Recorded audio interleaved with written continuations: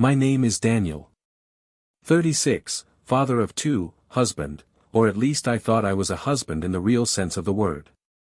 For 10 years, I believed I was building something solid. We had the house in the suburbs, a dog named Baxter, and 2 kids who still thought Dad was a superhero. We were that family, the one that smiled in Christmas cards and waved at neighbors during morning walks.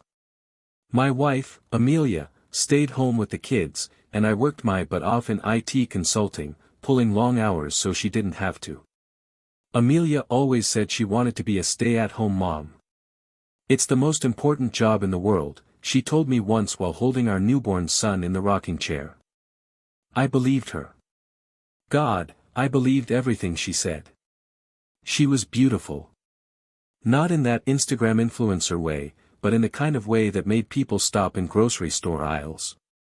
Long black hair, soft voice, and a laugh that made you forget what you were saying. I was lucky, and I knew I was lucky. And maybe that's why I ignored the early signs. The first crack appeared on a Tuesday night. I came home late, again, carrying Thai takeout and a guilty conscience. I knew I was working too much, but I kept telling myself I was doing it for them. When I walked through the door, the house was quiet. Kids were asleep. Lights dimmed. But Amelia wasn't waiting for me in the kitchen like she used to. She was in the living room, scrolling her phone. Didn't even look up when I said, "Hey." Just mumbled something like, "You're late," and kept her eyes on the screen. Small thing, right? Except that small thing started happening more and more. A few weeks later, I noticed she had changed her phone's lock screen, and her password. She laughed it off, said our daughter had been messing with it. But the way she said it, too quick, too rehearsed. She started going out more. Book club, she'd say. Or girls' night. Sometimes, yoga. But always with her phone face down and her keys already in hand. I still didn't question it. I told myself she deserved time out. Being a full-time mom is exhausting. She was allowed her space. I convinced myself I was being a good husband by trusting her. But trust started tasting like denial. The moment that really hit me happened on our anniversary. 10 years. I booked a weekend getaway, a cabin near the lake, just the 2 of us. She said she had to cancel last minute because her friend was going through something and needed her. I nodded. I smiled. I even told her, "Go be a good friend." But that night, while I sat alone watching Netflix with a glass of wine, I saw she had posted a photo. Not one with her friend. Not one of support or comfort. It was just a picture of her cocktail. Caption: "Freedom tastes like raspberry vodka cocktail glass." I should have asked more questions. I should have looked deeper. But instead, I blamed myself. Maybe I'd become too boring. Too focused on work. Maybe she needed something I wasn't giving. I didn't know it yet, but I wasn't just losing my wife. I was being set up to be the villain in a story she was already telling. I never saw it coming, not like this. When someone starts painting you as the bad guy, they rarely do it all at once. No, it starts with little things. Passive comments. Subtle digs. And it usually happens when you're not in the room to defend yourself. It started with our friends. I ran into Megan at the grocery store, I told Amelia one night. She barely looked up from her phone. "Oh. How's she doing?" I paused. She seemed weird. Asked me if I was doing okay. Like, emotionally. Amelia shrugged. Maybe she's just being nice. But it kept happening. First Megan. Then her cousin Laura. Then even my own sister pulled me aside at a family barbecue and asked if I was snapping under pressure. What pressure? I thought everything was fine. Then I found out what she was saying behind my back. A text popped up on the iPad, the old one we left in the kitchen for the kids to play games. It was still connected to her iMessage. Don't worry, she'd written to someone named Rachel. He won't find out.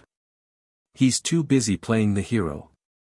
Everyone thinks he's so perfect, but he's actually exhausting to live with. That was the first cut. But it was nothing compared to the rest. I feel like I can't breathe around him. He watches me like a hawk. I don't think I even love him anymore. That night, I confronted her.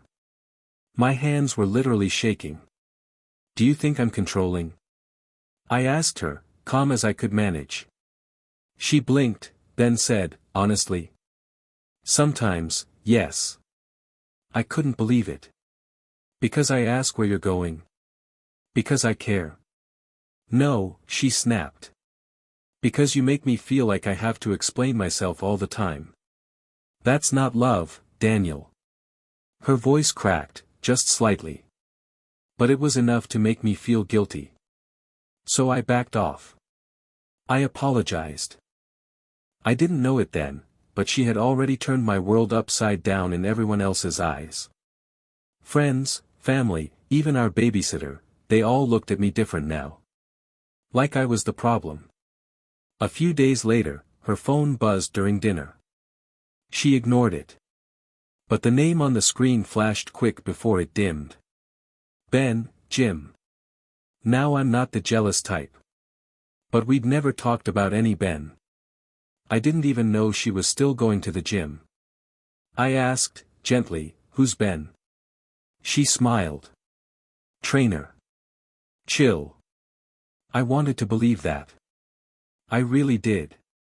But something about her smile, the way it didn't reach her eyes. I knew something was off. So I started watching. Not obsessively. Just, paying attention. And that's when I noticed she never actually brought gym clothes home. No duffel. No shoes. No post-workout sweat. She didn't smell like sweat. She smelled like perfume. New perfume.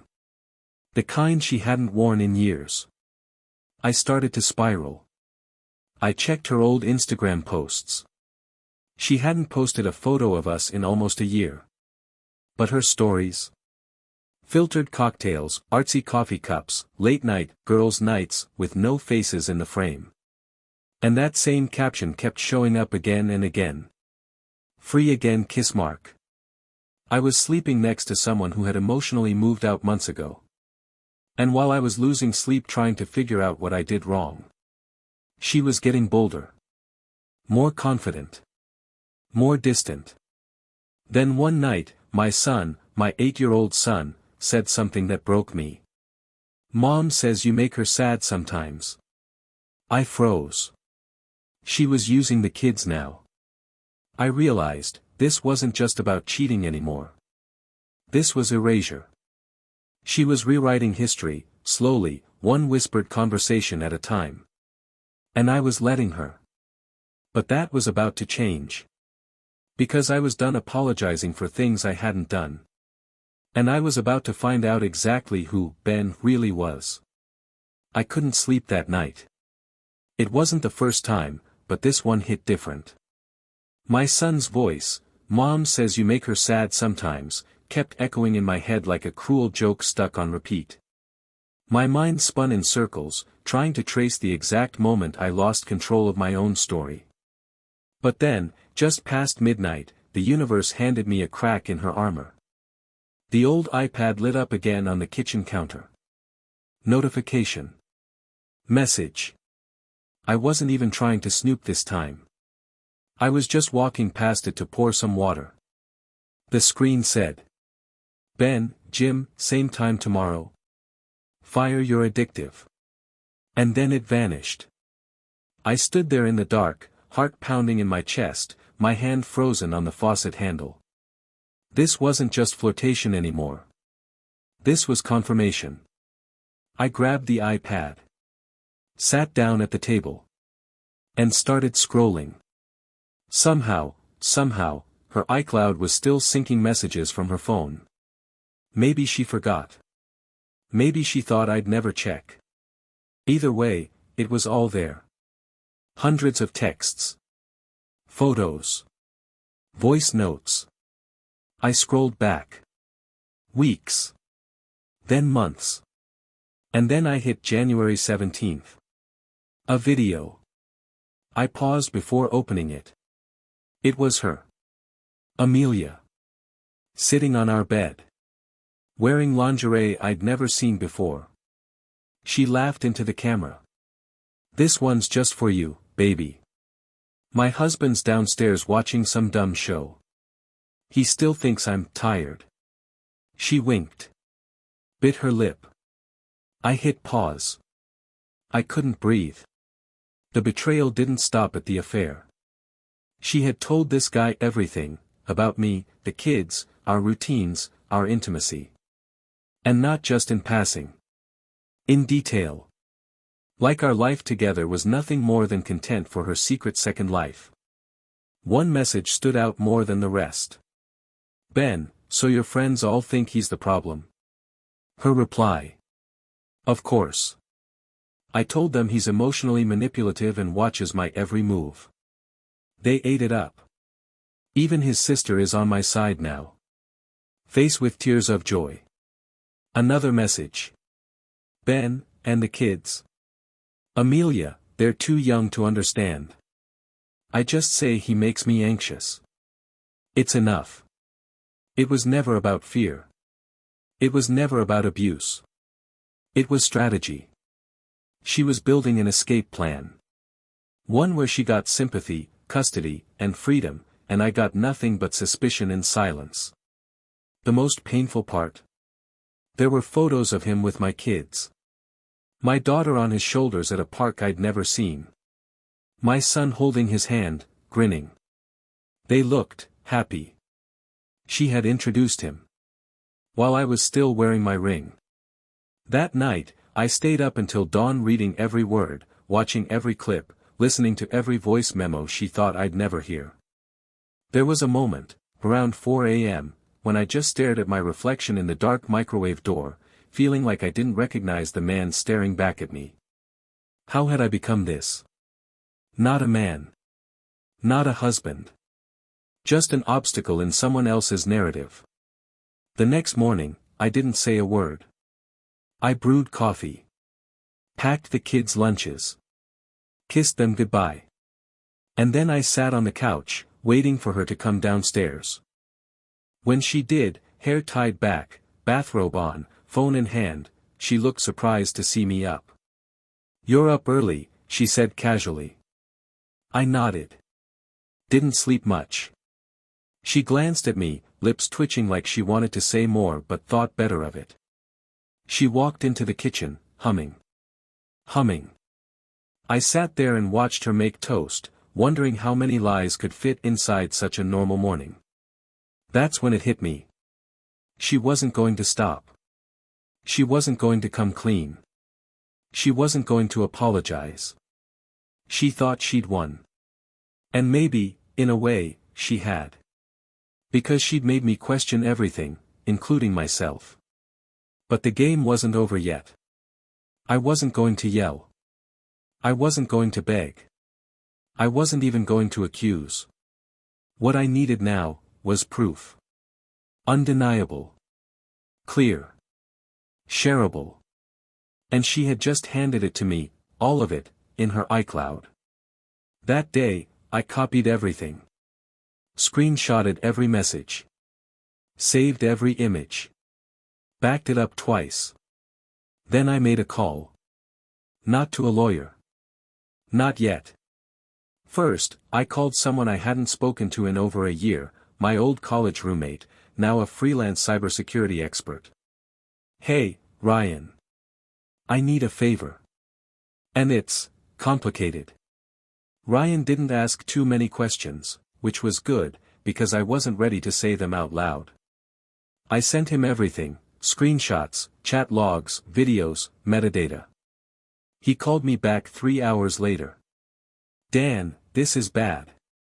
But in a good way, for you, I mean." "How so?" He paused. "It's enough. Enough to crush her story, if you go public." There's geolocation on some of these files, timestamps that match when she claimed to be with you or the kids. It's airtight. This isn't, he said, she said. This is digital proof that she's been lying to everyone. I felt sick and relieved at the same time. So what now? I asked. You want justice, he said. Then we do this smart. Quiet first. Loud later. That night, I acted normal. I watched a show with Amelia. Ate dinner. Kissed the kids goodnight. And then I went to the garage, locked the door, and started writing a letter. Not to her, to everyone else. It was 5 pages long. A calm, collected, brutal explanation of everything she'd done, backed with evidence. I didn't rage. I didn't insult. I just told the truth, her truth, through her own words. By morning, I had a plan. I printed copies. Saved files to a flash drive. Set up a Dropbox with locked permissions. I was methodical. Careful. Controlled. Because I wasn't just trying to win. I was trying to reclaim my voice. Then I visited my sister. She'd believed Amelia. Even comforted her in front of me at that barbecue. I knew it wasn't her fault. Amelia was persuasive, a master of tone and timing. When I sat down at her kitchen table and handed her the folder, she looked at me like I was the one losing it. What's this? I just said, please read it. She did. Halfway through, she looked up at me, eyes wide. Dan, is this real? I nodded. By the end, she was crying. I can't believe she used me. I know. She used everyone. The next stop was our close friends, Megan and Tom. Then her cousin Laura. Then my parents. I didn't blast it all over social media. Not yet. But I let the cracks spread. By the end of that week, the whispers had turned. People who once looked at me with suspicion now met my eyes with guilt. They apologized. Some offered to testify, if it came to that. Others sent me messages late at night. I always thought something was off. She told me you were controlling. I feel sick for believing her. Do the kids know? That last one haunted me. Because no, they didn't. Not yet. Meanwhile, Amelia was living her double life like nothing had changed. Posting motivational quotes on Instagram. Going to brunches. Laughing in the kitchen. And I played along. Until one night, I couldn't. We were sitting in the living room. She was scrolling TikTok. I was pretending to watch a movie. Without looking up, she said, "You seem different lately. Like calmer." I turned to her. You know why? She glanced over. Smiled. Why? Because I'm done pretending. That wiped the smile right off her face. What's that supposed to mean? I stood up. Walked to the kitchen. Came back with the folder. Set it in her lap. Start with page 1. She didn't even open it. What is this, Dan? Proof. Of what? Everything. She rolled her eyes. If this is about me talking to Ben. It's not just about Ben. It's about 5 years of betrayal. Lies. Manipulation. You've built your freedom on burning me down, and I'm done letting you. For a second, she looked scared. Then angry. You're stalking me now? Hacking my messages? No. Just reading the ones you left open on our devices. You were sloppy. And arrogant. She stood up, folder falling to the floor. You think this is going to help you? You think people will believe you after everything they've heard? They already do. She froze. What? I've shown them. Megan. Laura. My sister. My parents. Her face drained. The silence between us was thicker than ever. And then she said the thing I'll never forget. "You'll ruin me." "No," I said. "You ruined you." I just held up a mirror. She backed away, shaking her head. "You can't do this. We have kids." "Exactly. And I want them to know who we really are, not the version you fed them." She tried to threaten me. Guilt me. Even offered some half apology I'm sure she thought would reset everything. But I was past that. I told her we'd be talking through lawyers from now on. And I meant it. 2 days later, the story dropped. Not by me, but through a mutual friend who'd seen the files. They were disgusted. And they leaked it. It went viral in our small community. Suburban gossip spreads faster than fire. The video messages. The texts. The "freedom tastes like raspberry vodka" post. All of it. She shut down her Instagram. Deleted her Facebook. Claimed she was being digitally harassed. But the damage was done. The court of public opinion had spoken. She wasn't the victim anymore. And I wasn't the villain. Not anymore.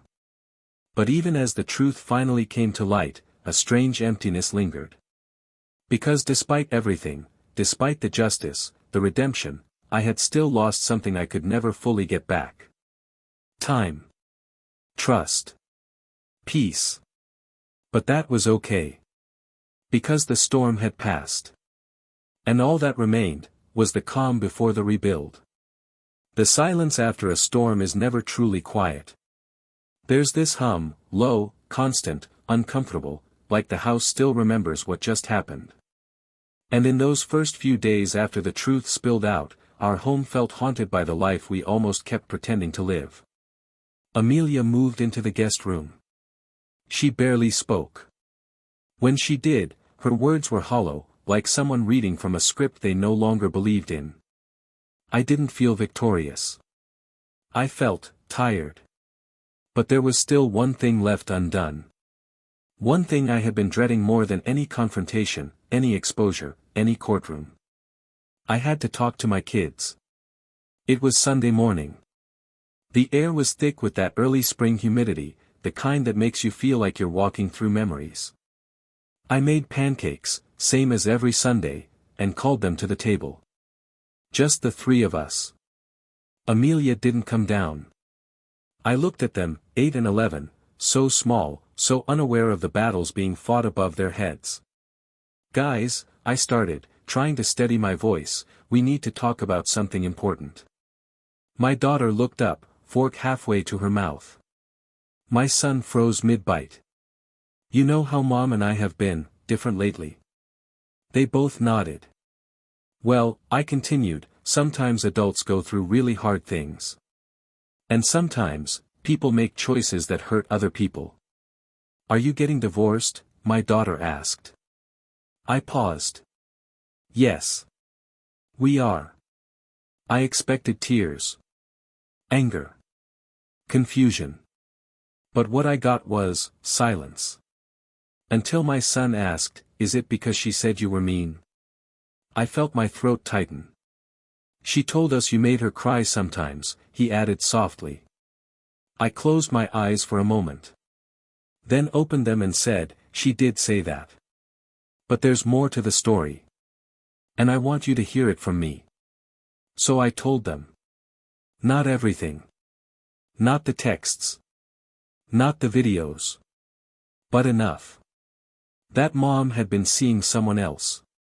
That she said things that weren't true. That I had been hurting too, quietly, silently, for a long time. And that none of it, was their fault. They didn't cry. But I could see the understanding start to click into place. The late nights. The tension. The door slams. The silences. It was all finally making sense. My daughter said, "So, you're not the bad guy?" I shook my head. "No, honey. I'm not. But I'm not perfect either. I stayed quiet too long.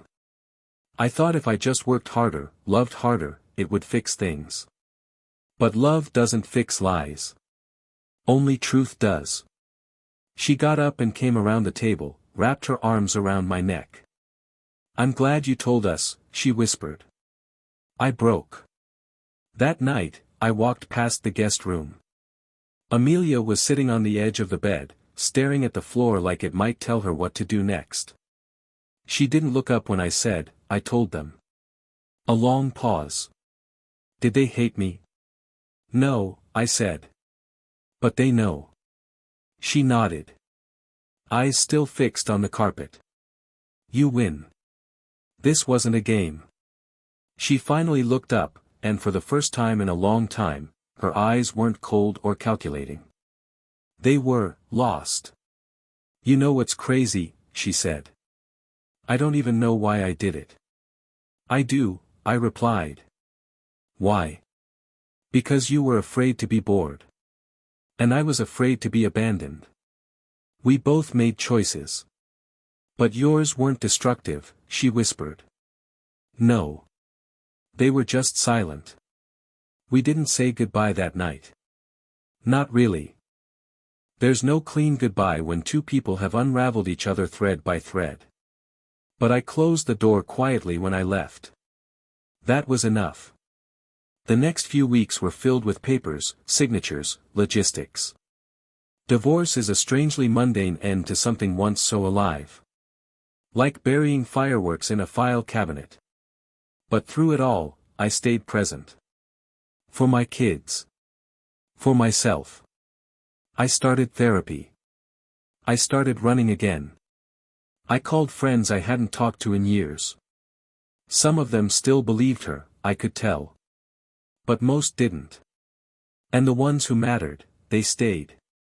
One evening, I was sitting alone on the back porch, watching the sky change colors. My daughter came out and sat next to me. Will we be okay? She asked. I nodded. We already are. She leaned her head on my shoulder. Promise? Promise. And for the first time in a long, long time. I believed it. The divorce was finalized on a Tuesday. No fanfare. No courtroom drama. Just a couple of signatures, a few exchanged glances, and a heavy silence that filled every blank space between us. We sat on opposite sides of the table, our lawyers speaking more than we did. Amelia wore a gray blazer and kept her hair pulled back. She didn't look at me, not really. When the judge stamped the last page, I felt nothing. Not anger. Not joy. Just a strange kind of stillness. Like the final note of a song that had gone on too long. When we stood to leave, Amelia turned to me. I know I said a lot of things, she whispered. But one of them was true. I raised an eyebrow. I did love you once. I nodded. I know. Then I walked out. The weeks that followed were full of small, beautiful nothings.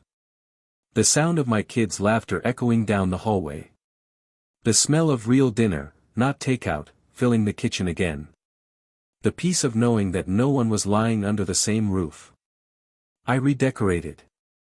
Not everything, just enough. New sheets. Different towels. Switched the living room couch with the one from the den. It was like I was teaching the house to forget her too. I stopped checking her socials. I stopped caring who Ben was, or whether she was still with him. That story was closed. And mine was opening. One day, I bumped into someone unexpected at the grocery store. Her name was Claire. We'd gone to college together. Lost touch after graduation. She was in town visiting her sister.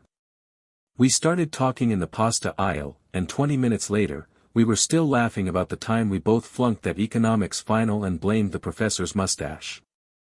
She gave me her number. I didn't ask for it, she just handed it over. Said, "You seem lighter than you used to." I smiled. Yeah. Life's lighter now. We didn't start dating right away. In fact, for the first time in a long time, I wasn't chasing anything. Not love. Not approval. Not forgiveness. I was just being. I took my kids to the lake. I read actual books. I turned off my phone sometimes. I found new music that didn't remind me of anyone. It's funny, people think starting over means starting again. But sometimes, it just means pausing. Giving yourself permission to breathe without expectation. Claire and I eventually went out for coffee. No pressure. Just two people sharing a moment. She asked me, "What happened to your marriage?" I told her the short version. She didn't flinch. Didn't pity me. Just nodded and said, "Sometimes people hurt you because they're afraid you'll grow without them." And that stuck with me. Because that's exactly what happened. Amelia wasn't afraid of losing me. She was afraid of being left behind. Months passed. One evening, my son came home from school with a drawing, him, me, and his sister, sitting on the couch. Above us, a blue sky, a smiling sun, and the words, "My family," scribbled in bold crayon. No one else was in the picture. I asked, gently, "Where's Mom?" He shrugged. "She lives somewhere else now." I wanted to say something wise or fair, but I didn't need to. Because in that drawing, I saw everything I'd fought for. Peace. Presence. Clarity. People always say, time heals. But that's not true. Truth heals. Boundaries heal. Letting go heals. Time just gives you space to do those things. And I had finally done them. The last thing Amelia ever texted me was short. "I hope you're okay." I stared at the screen for a long while. Then I deleted the message. Because I was okay. More than that. I was free.